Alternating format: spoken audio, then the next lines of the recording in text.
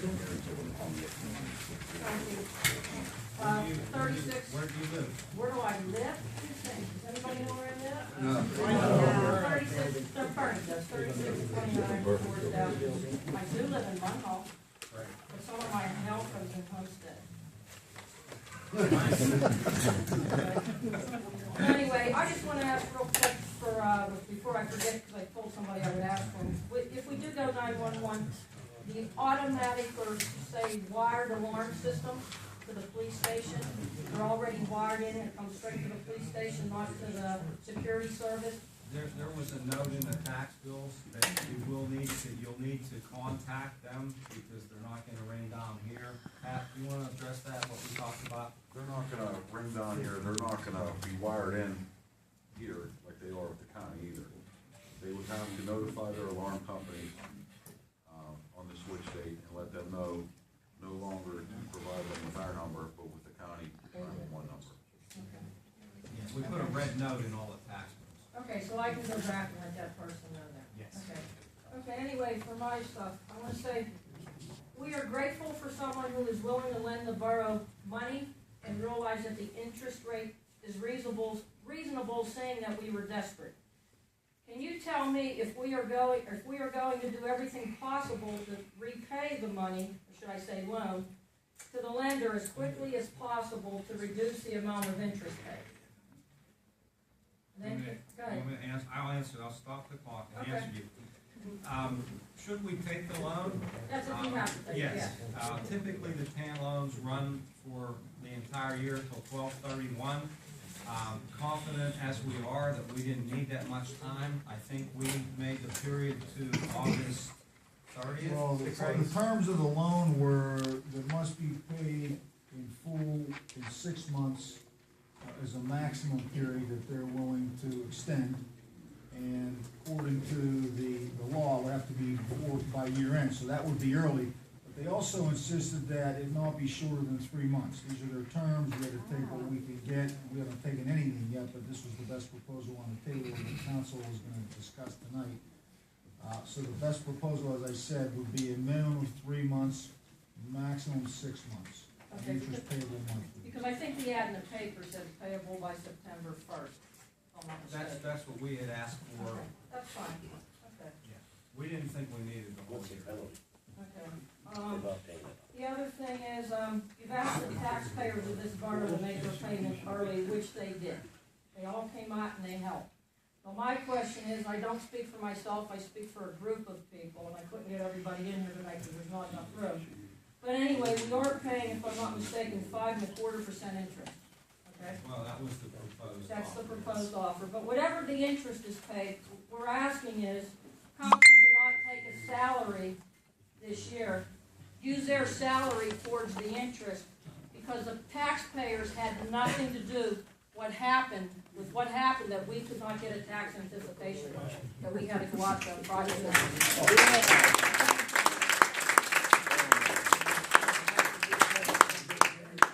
making this statement for a group of people in the community. I'm okay with that. Okay, my other thing is, finance is a public discussion. The meetings are to be advertised and they are to be open to the public. Okay, there was a closed meeting, which I understand that things do happen. But we make sure this doesn't happen again, and could the solicitor shed a little light on the Sunshine Law, please? Certainly. I'm familiar with what you're talking about. If you're familiar with the process, there was an advertisement that was authorized by Borough Council that was placed by Mr. Falk in the newspaper for proposals.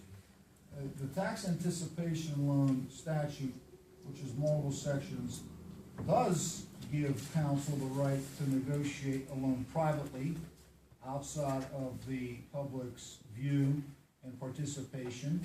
Although in this case, council elected to advertise for proposals, so it would be publicly viewed and the public would have input, which you do. No decision has been made by this body, I can assure you that. You can see it's on the agenda tonight.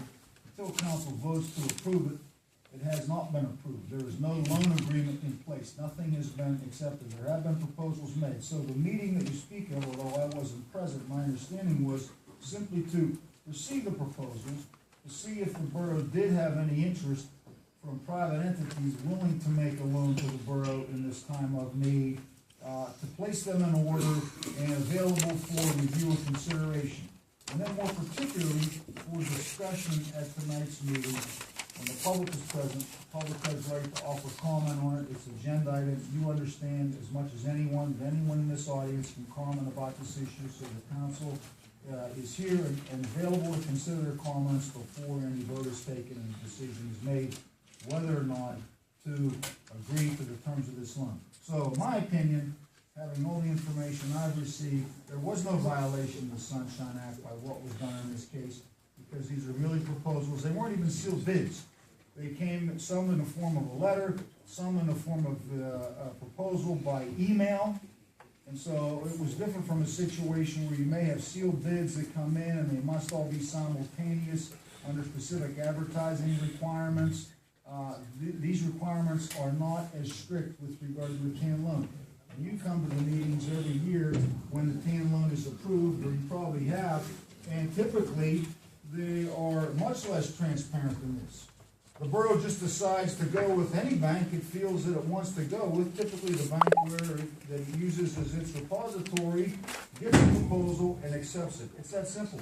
The public doesn't have any comment, they don't have any input, and they're less involved and have less participation than the public does in this case. So this is actually more than is even required with regard to public participation, public awareness of what's going on. Okay, but, are all committee meetings open to the public? Committee meetings. That is a gray area, I would say. Committee meetings, certainly any deliberations that are conducted should be open to the public. So it depends on the subject matter of what is occurring. Naturally, anytime there's a quorum of council as a whole, if there are 4 members, that must be open to the public, and I've always ruled that. Committee is typically 3, because then it avoids the Sunshine Act. A lot of times committees meet just to gather information, and it's not for any deliberative process. Those meetings are okay, I rule. That's not a violation of the Sunshine Act. But if the committee is then beginning a deliberation process, which then would have to be then used, they would use as a recommendation of council, then in that case, I would say it should be open to the public. The idea is err on the side of transparency, err on the side of allowing the public to participate, be present, see what's going on. There are no secrets. Nothing should be hidden, with certain exceptions, like tonight, we had to talk about litigation personnel.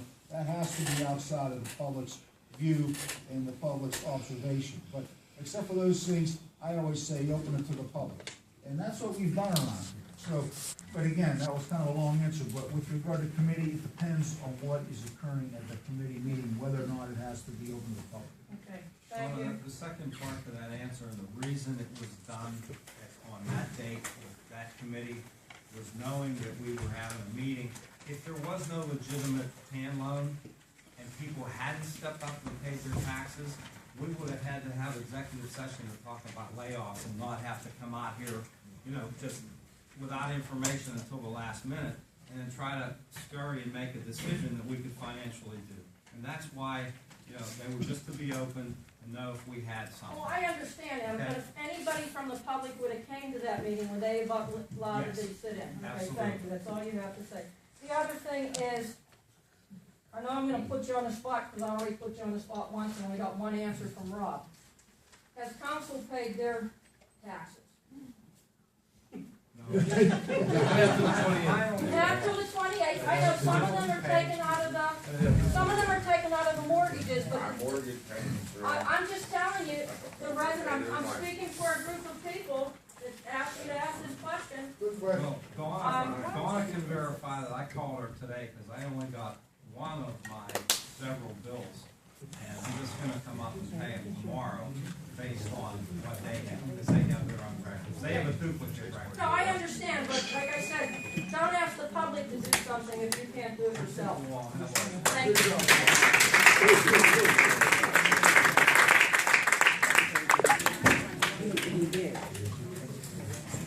Detective Sabula, you're next on the list. too many people to talk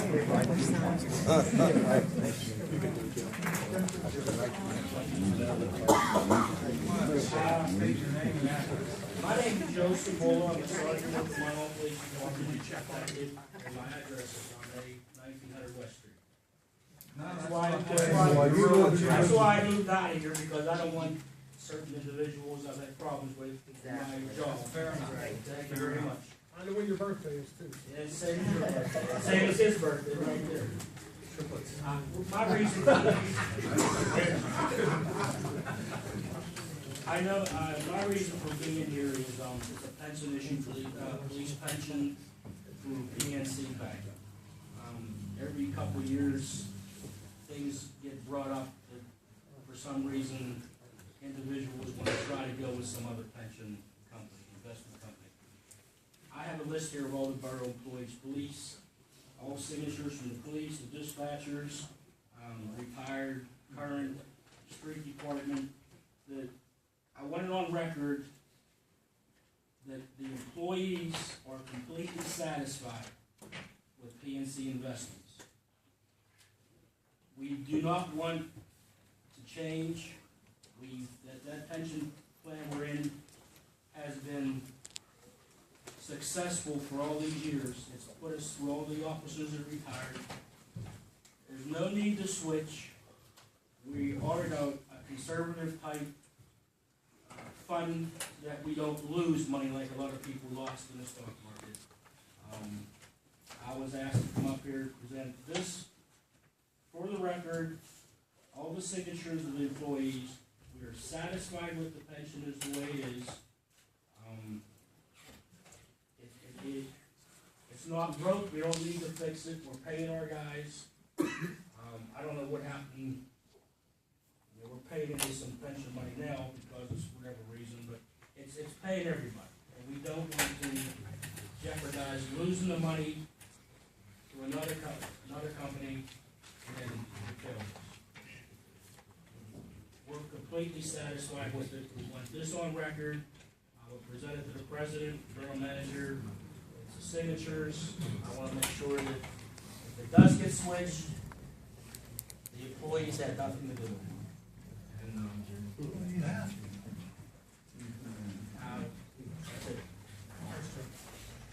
Okay, Joe, I would like to address everyone here with respect to our pension funds as they have been widely reported, as they should be by the Commonwealth of Pennsylvania, as well as in the Pittsburgh Post-Gazette, there was an article. And just so that we're clear, in 2011, there was, first of all, the money that goes into the pension funds, both uniform and non-uniform, comes from deductions from the police under Act 600 at 5% per man, okay, on each pay. That's the law in Pennsylvania. Our collective bargaining agreement with the police suspended that provision so that you didn't have to pay into the fund as long as we didn't get a minimum municipal obligation from our actuary. For many years, and for the record, and especially for the reporters that are here, our police pension fund is one of the best funded pension funds in all of Western Pennsylvania. It's very healthy, and it's going to remain that. Now, our other pension fund is only about 77% funded, I believe, for our non-uniform workers, our public works, the I'm team. not sure exactly. Now, because it's underfunded, we receive state aid. That state aid is based on a very complicated formula, but in essence gives 2 points for each police officer, even though your pension plan is fully funded, and it gives 1 point for each public works person that's in the Teamsters. Now, we get a check, and the reason that there is some money that goes into the police pension fund is because we're receiving state aid because our public works pension is not fully funded. But I'll say this, it's in better shape than most in Allegheny County. In 2011, which we get a payment from the state every year. They send us money under this state aid formula. And we have 30 days under the law to put that payment into the pension funds. And it can be split between the non-uniform and the uniform police pension fund. In 2011, we received over $200,000, I think it was $220,000, and that payment was not deposited into the pension fund whatsoever. Where is it? Well, it eventually did get deposited into the pension fund. Now, there are checks and balances on that fund, and that should have been caught, but it wasn't. So, it did eventually get caught this past year, in 2013, and that payment was made. Now, in 2013, in 2012, we only paid about $32,000 into the pension funds. In 2013, this past year, we paid in $490,000 into our two pension funds. And this year, we budgeted to pay $535,000 into our pension funds. And we will be 100% whole on our obligations to those funds this year. Now, at the end of last year, when Tim Little was here as an interim manager, and he saw our cash flow dwindling at the end of the year, he decided to hold back on one payment. So we would have been whole on 12/31 of 2013. We were considered, our pension funds were whole. But a $200 and some thousand payment wasn't made, so that we had cash flow to pay our workers. So it's a good thing that Mr. Little did that. Now, we're going to pay a 7% penalty, which is included in that $535,000 number that we're going to pay into our pension funds this year, and we'll be totally whole. Now, we have a pension board in Munhall, and that pension board meets twice a year. Now, you know, I've been pondered over this issue of pension funds and why wasn't the money put in. That's the check and the balance. And I don't know why the pension board didn't notice when they met twice the $220,000 of state money that we get every single year wasn't deposited into that fund. But they didn't see it. And council didn't know it either because we never got the report. Now, I understand in defense of the pension board that they didn't get that report either. And it was held back. I don't know why it was held back. It was not to my knowledge.